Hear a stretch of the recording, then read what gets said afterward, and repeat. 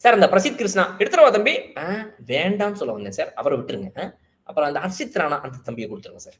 அப்புறம் சார் குல்தீப் யாதவ கொஞ்சம் குடுத்துருங்க சார். குல்தீப் யாதவா? குல்தீப் யாதவ் என்ன பண்ணாரு? ஐபிஎல் 2025ல வந்து சூப்பரா விளையாடுனாரா? இல்ல சார். அவர் வந்துட்டு பர்பிள் கேப் லிஸ்ட்லயே வந்துட்டு 17வது இடத்துல இருக்கிறார் சார். 17வது இடத்துல இருக்கிறவர் எதுக்குங்க நீங்க கேட்கிறீங்க? அப்படின்னு கேள்வியவாது இந்த பிசிசிஐ கேட்டிருந்திருக்கணும். அதையும் கேட்கல. குல்தீப் யாதவ் எதுக்குங்க இந்த T20 இன்டர்நேஷனல் ஸ்குவாட்ல இருக்கிறார்? அதுக்கு மட்டும் பதில் சொல்லுங்க. ஏசியா கப் 2025ல் இந்தியா ஸ்குவாடில் குல்தீப் யாதவ் எதுக்கு இருக்கிறார்? குல்தீப் யாதவ் ரெட் பால் கிரிக்கெட்ல ஏன் எடுக்கலன்னு கேள்வி கேட்டதும் நம்ம சேனல்ல நம்ம தான் கேட்டோம். ஏங்க பாவங்க நல்ல மனுஷங்க நம்மள்ட்ட இருக்கிற ஒரே ஒரு லெஃப்ட் ஆர்ம் சைனாமேன் அவர்தாங்க. அவரை ஏங்க எடுக்கல அப்படின்னு.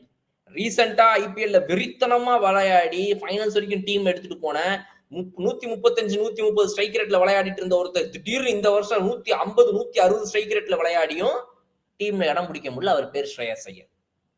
இதுக்கு முன்னாடி சீசன்ல நல்லா தான் போட்டிருக்கேன். இந்த சீசன்ல நான் 17வது இடத்துல இருக்கிறேங்க பர்பிள் கேப் லிஸ்ட்ல. நான் எடுத்த விக்கெட்டே 10 15 தாங்க. அப்படிங்கிற மாதிரி ஒருத்தர் குல்தீப் யாதவ் ஸ்குவாடுக்குள்ள வராரு. எப்படி? அப்ப என்ன பேசிஸ்ல நீங்க எடுக்கிறீங்க? அப்ப உங்களுக்கு கோச் என்ன சொல்றாரோ, என்னுடைய முன்னாள் கேகேஆர் வீரர்கள் என் கூட ரொம்ப பழகி நல்லபடியா இருந்தவங்க. Sunil Narine. சுனில் நாராயணா sir West Indies. Oh sorry. Okay. Varun சக்கரவர்த்திய குடுத்துருங்க. நான் மேனேஜ் பண்ணிக்கிறேன். சுனில் சக்கரவர்த்தி அண்ட் வருண் நாராயண். என்ன சார் சொல்றீங்க? நான் பாத்துக்கிறேன் சார். நீங்க குடுங்க சார். அப்படின்ற ரேஞ்சுக்கு இது நடக்குதுங்கிறது தான் இங்க பிரச்சனை.